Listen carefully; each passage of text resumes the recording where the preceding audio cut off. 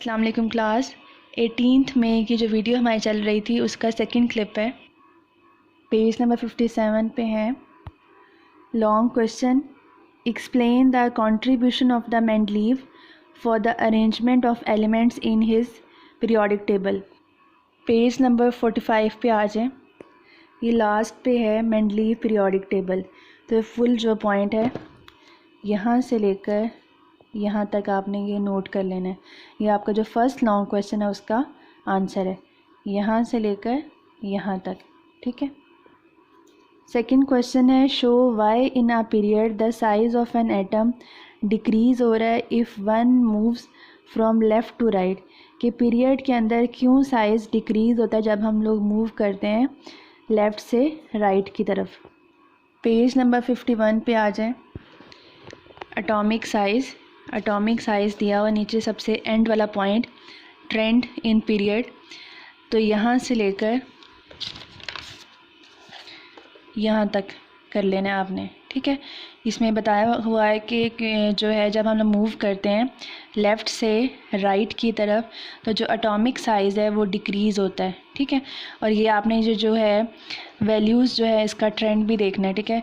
इसमें जैसे ये स्टार्टिंग वाली जो एलिमेंट है उसकी वैल्यू याद कर लेनी है और एंड वाली, तो या कोई भी जैसे स्टार्टिंग में से कोई कर लें या एंड में से कर लें। मतलब कि आपने जो है जब आपने एग्जांपल देनी है तो आपने साथ वैल्यूज़ को भी कोट करना है। ठीक है। थर्ड हमारे पास है कि describe the trends of electronegativity in a period and in a group. Page number 54 पे आ जाएं। इलेक्ट्रोनेगेटिविटी वाला जो पॉइंट है उसमें आपने बताने के इलेक्ट्रोनेगेटिविटी का ट्रेंड क्या है ग्रुप के अंदर और पीरियड के अंदर। तो ये जो सेकंड पैराग्राफ है यहाँ से ये शुरू हो जाता है, यहाँ से लेकर ये लास्ट पॉइंट तक आपने कर लेना है। इसमें पहले बताया हुआ है ट्रेंड इन ग्रुप, ये वाला जो ट्रेंड है ट्रेंड इन पीरियड के बारे में बताया हुआ है, और ये वाला ट्रेंड है ग्रुप के अंदर। ठीक है।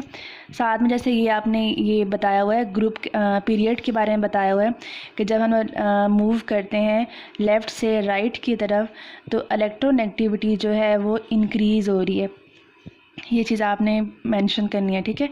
और जब हम लोग मूव करते हैं टॉप से बॉटम की तरफ तो इलेक्ट्रोनेगेटिविटी जो है वो डिक्रीज़ कर रही है। ठीक है। ये आप लोगों ने चीज़ मेंशन करनी है। 5 क्वेश्चन है, what do you mean by blocks in a periodic table and why elements were arranged in blocks. Page number 48 पे आ जाएं। ये लास्ट पैराग्राफ है। सबसे पहले उन्होंने पूछा था कि डेफिनेशन लिखनी है ब्लॉक की, तो ये जो फर्स्ट 2 लाइन जिसे मैंने हाईलाइट किया वो ये ब्लॉक की डेफिनेशन है, आप भी हाईलाइट कर लें। ठीक है। ये पहले आप लोगों ने डेफिनेशन लिख लेनी यहाँ से लेकर यहाँ तक, फिर आपने यहाँ से लेकर यहाँ तक बताना है ब्लॉक्स के बारे में। ठीक है। कि जैसे जो फर्स्ट 2 एलिमेंट्स हैं वो एस ब्लॉक में आते हैं, जैसे ये वाला कि ये फर्स्ट जो 2 ग्रुप हैं वो किसके अंदर आते हैं, एस ब्लॉक के अंदर आते हैं। 3 से लेकर 12 तक इसमें आते हैं, एफ़ और डी में आते हैं। और जो 13 से लेकर जो 18 तक हैं वो किसके अंदर आते हैं, पी ब्लॉक के अंदर आते हैं। ये जैसे लेंथेनाइड और जो एक्टिनाइड है ये एफ़ ब्लॉक के अंदर आता है। ठीक है। यहाँ तक बताया हुआ है डी ब्लॉक के बारे में। ये जो पेज नंबर है ना 49 वहाँ पे आ जाएं। ये जो सेकंड पैराग्राफ है इन दीज से लेकर यहाँ रिस्पेक्टिवली तक ये एफ़ ब्लॉक के जो एलिमेंट्स हैं ना उसके बारे में बताया हुआ है, तो इसको भी कर लेना यहाँ से लेकर यहाँ तक। ठीक है। ये एफ़ ब्लॉक के एलिमेंट्स हैं और इनको इनर ट्रांजिशन एलिमेंट्स कहते हैं। 5 लॉन्ग क्वेश्चन का ही पार्ट है कि ब्लॉक्स के अंदर एलिमेंट्स को क्यों अरेंज किया हुआ है। ठीक है। तो इसकी रीज़न है कि since the electrons occupy specific energy levels and सब शेल्स होते हैं उनके कि हर जो इलेक्ट्रॉन है जैसे हर एलिमेंट के जो इलेक्ट्रॉन है वो स्पेसिफिक एनर्जी लेवल्स के अंदर अकोमोडेट करते हैं और उनके स्पेसिफिक सब शेल्स होते हैं।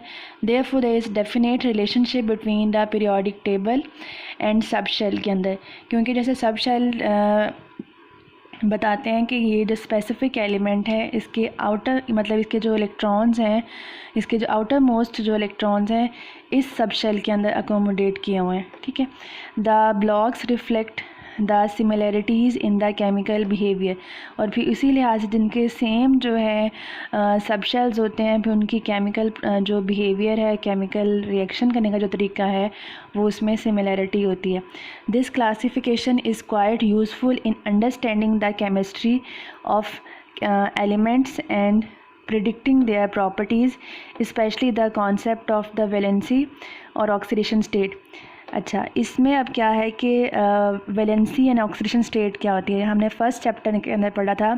वैलेंसी होती है कि एक जो एलिमेंट है या एक जो एटम है, उसके आउटर मोस्ट शेल के अंदर कितने इलेक्ट्रॉन्स होते हैं, वो उस एटम की वैलेंसी को इंडिकेट करता है. ठीक है, और जितने उसके आउटर मोस्ट शेल के अंदर इलेक्ट्रॉन होते हैं, वो उतने ही, जैसे इलेक्ट्रॉन फॉर एग्जांपल सोडियम है, उसकी आउटर मोस्ट शेल के अंदर एक इलेक्ट्रॉन है, तो सोडियम की वैलेंसी क्या है, 1, और वो एक ही इलेक्ट्रॉन जो है वो लूज़ कर सकता है, क्योंकि आउटर मोस्ट शेल के इलेक्ट्रॉन ही लूज़ किए जाते हैं, तो इसीलिए उसकी सोडियम जो है उसकी ऑक्सीडेशन स्टेट भी 1 है. ठीक है, ये आपने नोट कर लेना है. ठीक है, ये मैंने लिख भी दिया नीचे, ये भी नोट कर लें.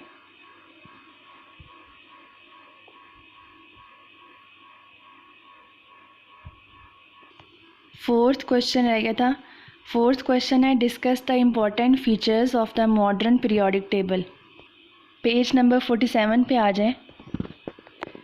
ये salient features of the long form of the periodic table, ये यहाँ से लेकर आपने ये एंड तक कर लेना है, ट्रांजिशन मेटल्स तक. ठीक है.